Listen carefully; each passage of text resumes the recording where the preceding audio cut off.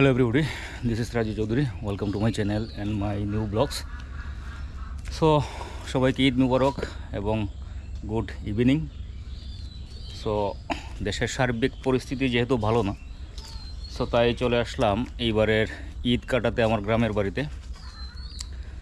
So গ্রামের বাড়িতে আসলাম যেহেতু ভাবলাম যে আমার গ্রাম এবং আমার গ্রামের বাড়িটা নিয়ে একটি ছোট্ট ব্লগ ভিডিও তৈরি করি।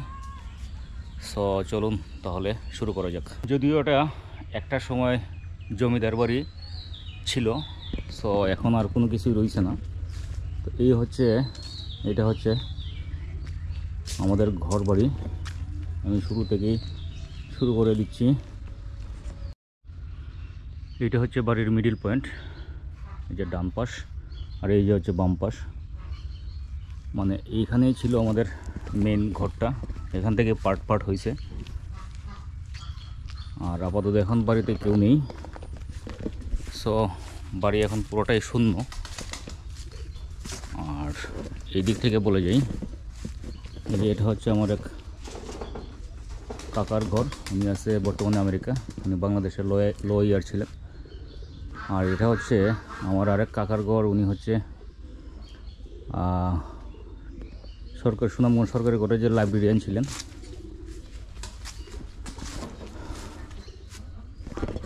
সো জমিদার বাড়ির কোনো স্মৃতি বর্তমানে কিছু নাই, একদম পোড়া বাড়ি দেখলে মনে হয়। সো এই যে একটা স্মৃতি রয়ে গেছে, আগের যে চুন সুরকির যে দেয়াল ছিল, এই একটু প্রমাণই রয়ে গেছে। আর এই ঘরটা হয়েছে আমাদের সবচেয়ে বড় জেঠার ঘর। উনি হচ্ছে ইঞ্জিনিয়ার, ওনার ছেলেও হচ্ছে আর্কিটেক্ট ইঞ্জিনিয়ার, বর্তমানে ফ্রান্সে আছে। আর এটা হচ্ছে আমার এক জ্যাঠাতো ভাইয়ের ঘর। এটাও হচ্ছে আমার এক জ্যাঠাতো ভাইয়ের ঘর। ওনার ছেলে বর্তমানে আছে অস্ট্রেলিয়া। আর এই হচ্ছে আমি গরিবের ব্যাংকারের ঘর। সো চলুন বাড়ির আরেকটু আশেপাশে ছোটোখাটো সিন তুলে ধরি আপনাদের সামনে। সো বাড়ির দক্ষিণ পাশে হচ্ছে আমাদের একটা বড় একটা পুকুর আছে। এই যে এখানে 3 কেয়ার জায়গা নিয়ে একটা বড় পুকুর। বর্তমানে পুকুরটা একদম নষ্ট হয়ে গেছে কচুরিপানাতে। আর কোনো কিছুই নেই, কোনো কিছু বলার নেই। এখানে সবারই গরু ঘর ছিল, গোয়াল ভর্তি গরু ছিল। আর এই যে পুকুরের পাড়ে ছিল বড় বড় জাম গাছ, অর্তকি গাছ, তমাল গাছ, বকুল ফুলের গাছ, শিব মন্দির ছিল এখানে। অশোক ফুলের গাছ একটা ছিল, বিরাট বড় আকারের একটা অশোক ফুলের গাছ ছিল এখানে। ওইখানে একটা চালতা গাছ ছিল ভুতুরে আকারের, ভয় করতো। আর পশ্চিম পাড়ে ছিল 3-3টে বড় বড় তাল গাছ। সো যদিও এখন এগুলা গল্প আকারে, এগুলা একটা কাহিনী রয়ে গেছে, আর কোনো কিছু না। আর কেউ বিশ্বাসই করবে না এগুলো। আর এখানে ছিল একটা শিবের মন্দির। আর এই পুকুরের এই যে দক্ষিণ পাশটাতে এটা হচ্ছে আমার বাবার সমাধিস্থান।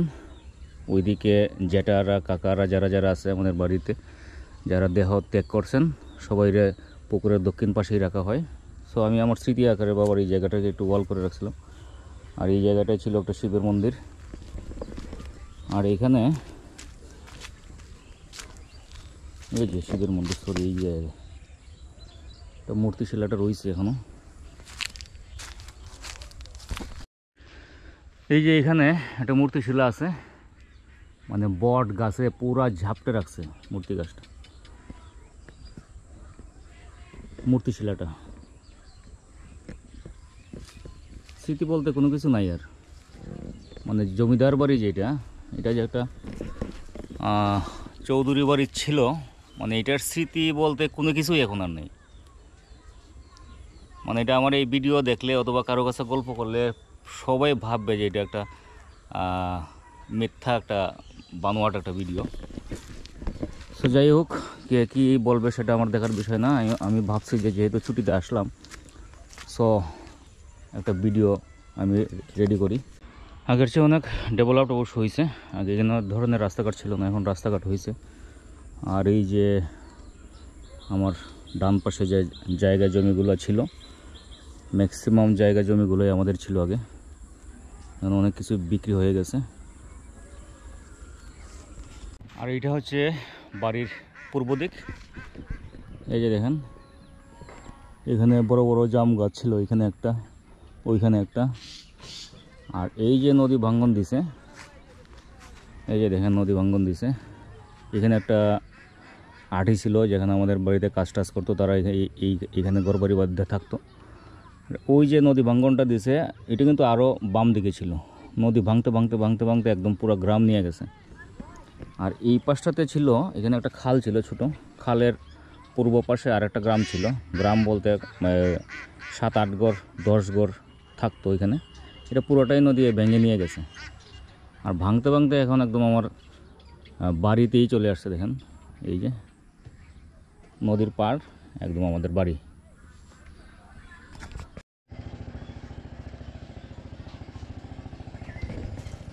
সো এত এত গাছগাছালির মধ্যে বাড়িতে কোনো ধরনের মূল্যবান গাছ অবশ্য নাই বললেই চলে। সো তার মধ্যে একটি গাছ আছে অবশ্য আমার বাবার হাতে লাগানো, এটা রক্তচন্দন গাছ। যদিও যত্নের অভাবে বর্ষাকালে মানে পানি এসে গাছের গুঁড়ি ভেসে যায়, যার কারণে যত্ন নেওয়া হয় না। যত্নের অভাবে এই গাছটা একদম অবহেলায় অযত্নে পড়ে আছে, রক্তচন্দন গাছ। যদিও এইগুলো এখন মানে যে কোনো বাড়িতে পাওয়া খুবই রেয়ার। আর এই হচ্ছে বাড়ির পরিবেশ।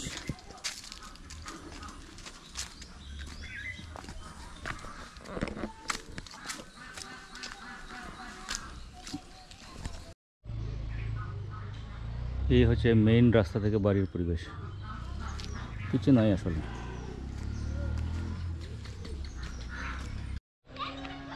সো যদিও গ্রাম, সো গ্রামের মতো আগের আর রাস্তাঘাট নাই, এখন আগের চেয়ে অনেক ডেভেলপ হয়েছে। এই যে কারেন্টও আছে, আর রাস্তাঘাট তো উন্নত হয়েছেই, অনেক ডেভেলপ হয়েছে, রাস্তাঘাট পাকা টাকা হয়েছে। আর হয়েছে এই যে এটা হচ্ছে গ্রামের সার্বজনীন কালী মন্দির, এখানে দুর্গা পূজাও হয়, আর বাৎসরিক একটা কীর্তনও হয়। যদিও গ্রামের সার্বজনীন কালী মন্দির। সো সব কিছু গ্রামের পরিবেশ এবং আদার্স আনুষঙ্গিক মিলিয়ে অনেক সুন্দর একটি পরিবেশ।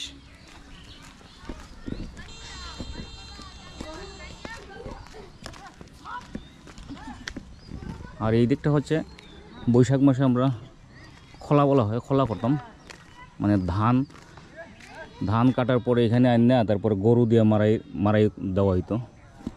আমি নিজেও অনেক মারাতে ছিলাম ছোটোবেলা, যদিও এখন বোমা দিয়ে মারা দেওয়া হয়, আগের মতো গরুর মারা আর এখন আর নাই। আবহাওয়া নদীর তীরে আমাদের গ্রাম, আর নদীর ওই যে পূব পাড়ে আমাদের জায়গায় ছিল, এই জায়গাগুলো বিক্রি করে দেওয়া হয়েছে। যারা কিনছে তারা কিনা মানে বসত বাড়ির জন্য, মানে বাড়ি ঘর তৈরি করার জন্য জায়গাগুলো কিনছিল। কেনার পরে এটা একটা গ্রামের মতো হয়ে গেছে। দেখেন ওই যে নদীর পূব পাড়ে। আর এই হচ্ছে আমার গ্রামের পরিবেশ, সব কিছু মিলিয়ে আসলে অসাধারণ।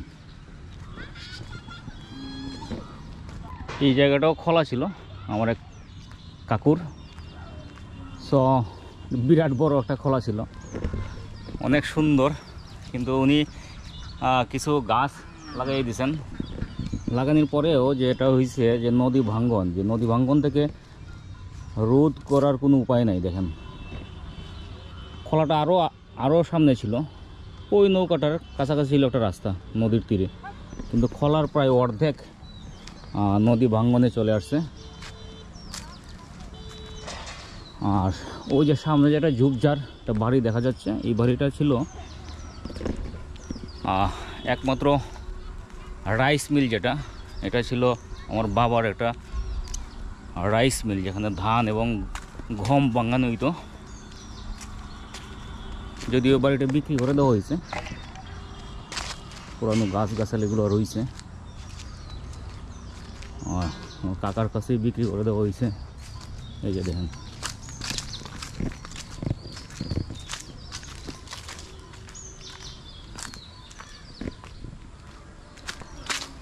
পুরো একটা বাড়ি ছিল, বাট মানে ভাঙতে ভাঙতে এখন সমান হয়ে গেছে।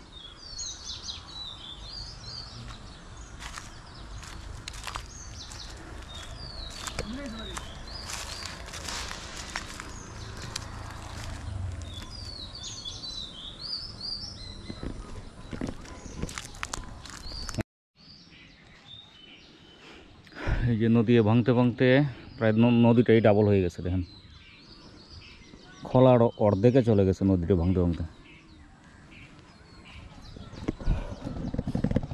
আর এটা হচ্ছে আবহাওয়া নদীতে যে ব্রিজ হয়েছে,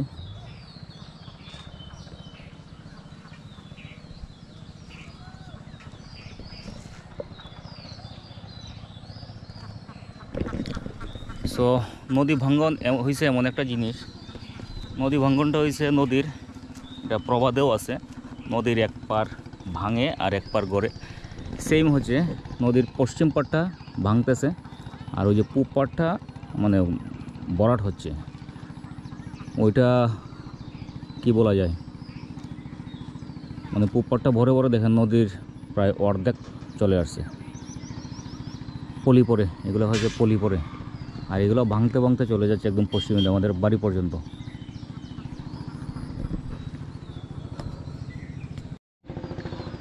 এই হচ্ছে আবহাওয়া নদীতে যে ব্রিজ।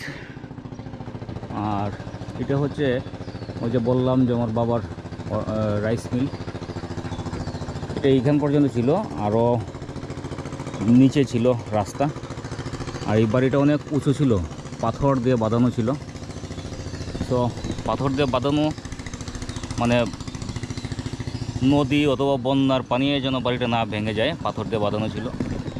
আর বর্তমানে এখন যেটা করা হয়েছে, ওয়াল করে দেওয়া হয়েছে যেন না ভাঙে। তবুও ওয়ালের ভিতর দিয়ে পানি ঢুকে বাড়ি তো ভেঙে শেষ, দেখছেন, কিছু করার নাই।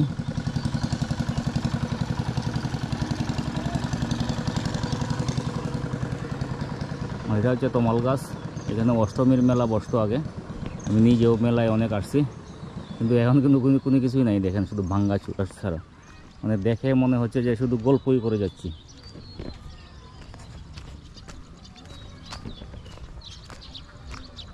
সো অবশেষে গ্রামের মানুষের আসলে এই যে ফেরির যে ভোগান্তি থেকে রক্ষা পাইল, ওই যে আবহাওয়া নদীতে যে ব্রিজ হইল, নতুবা এই নদীটা পার হইতে হইতে মানুষের বেশ সময় লেগে যেত, 10-15 মিনিট সময় লাগতো। যে ব্রিজটা হয়েছে এটা হচ্ছে পশ্চিম পার। আর এই যে ব্রিজ থেকে গ্রামটা দেখা যায় অনেক সুন্দর।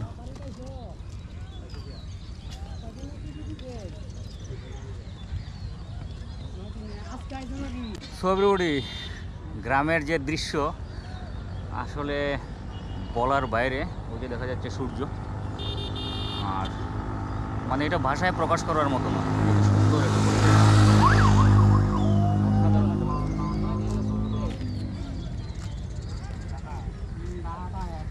গোধূলি সময়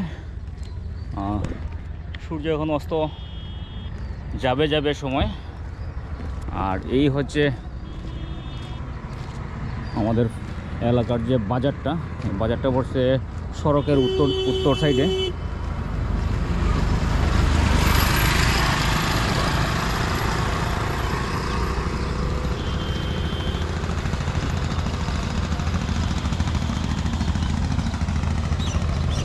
এই হচ্ছে বাজার, যদিও গ্রাম্য বাজার, বাট সব কিছুই পাওয়া যায় মোটামুটি, খারাপ না।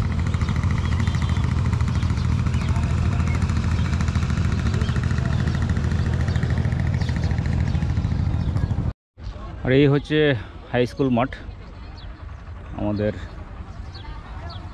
গ্রামের হচ্ছে সবচেয়ে বড় একটি মাঠ। এই মাঠে অতীতকালে বড় বড় ফুটবল টুর্নামেন্ট হয়ে গেছে, আমরা নিজেরাও খেলছি। অনেক সুন্দর স্কয়ার একটি মাঠ, সামনে আছে আপনার হাই স্কুল,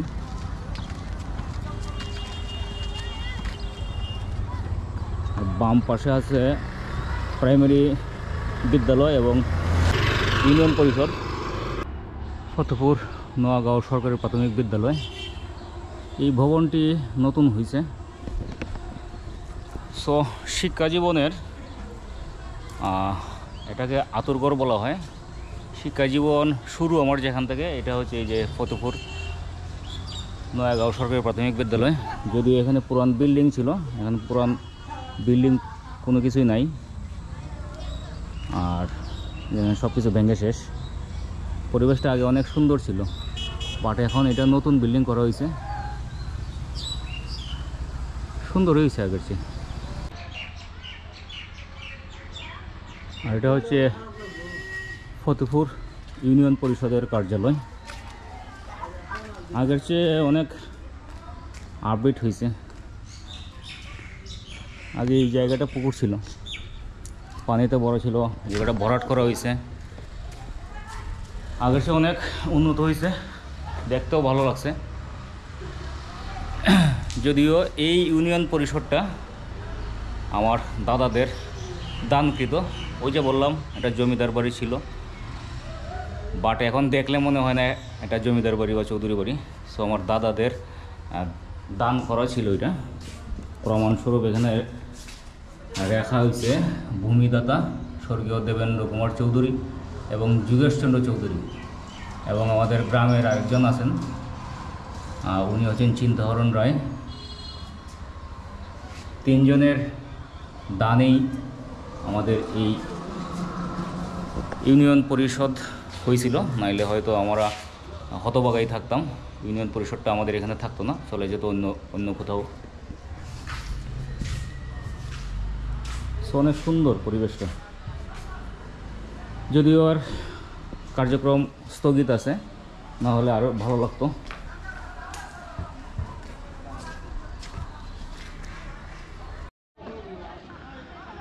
আর এই হয়েছে মুরারিচাঁদ উচ্চ বিদ্যালয় ফতেপুর, অনেক নাম করা। এই যে গাছগুলো আমাদের হাতে তো লাগানো। এটা হচ্ছে স্কুলের মাঠ, না গাছ বলতে নাই কিচ্ছু, আমাদের হাতে লাগানো ছিল। আর ক্লাস 8 পর্যন্ত পড়াশোনা করছিলাম এই উচ্চ বিদ্যালয় থেকে। বিশম্বরপুর উপজেলার মধ্যে ট্যালেন্ট পুলের বৃত্তি একমাত্র আমি পাইছিলাম। যদিও ছাত্র জীবনে পড়াশোনাতে তো মনোযোগ বেশি ছিল। আর এই হচ্ছে হাই স্কুল।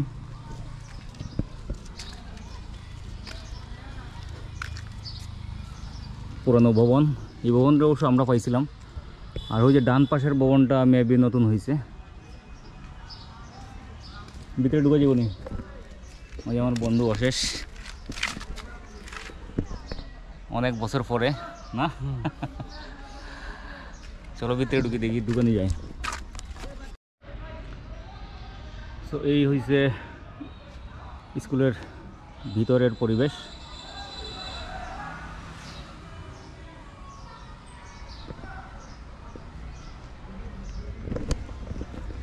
সো আমি আগেই বলছি যে অতীতকালে এই স্কুলটা অনেক নাম করা ছিল, ঠিক আছে না? মানে অনেক ডাক্তার বলেন, ইঞ্জিনিয়ার বলেন, অনেক বড় বড় ব্যক্তিরা আছে যারা চিনবে। বর্তমান প্রজন্মের এরা চিনবে না এখন।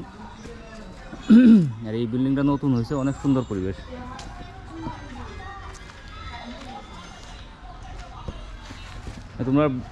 তোমরা বাড়ি কিতা সব ফতেপুরের নি? সব ফতেপুর নি? হ্যাঁ, ছাত্র নেই সবাই? কোন স্কুলের? এই স্কুলেরই ছাত্র নেই? কোন ক্লাসে?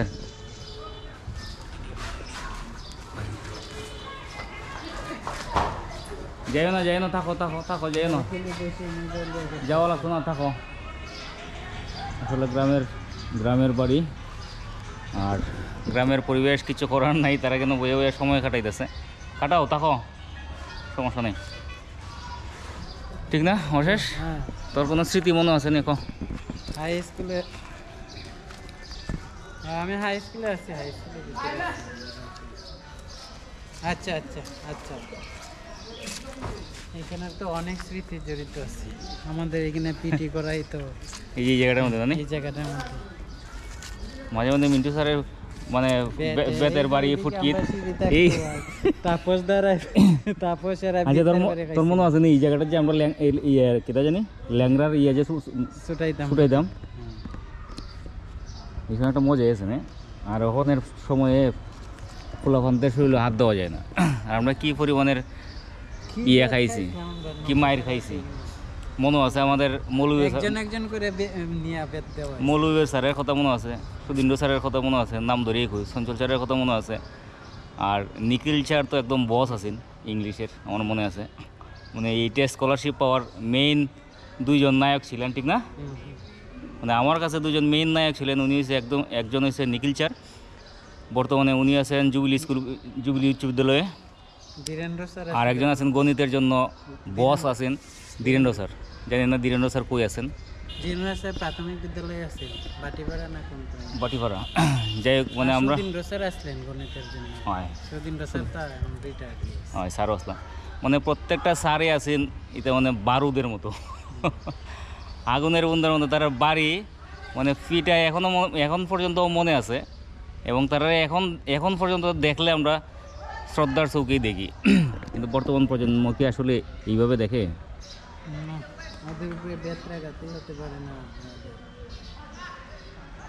অনেক সুন্দর পরিবেশ।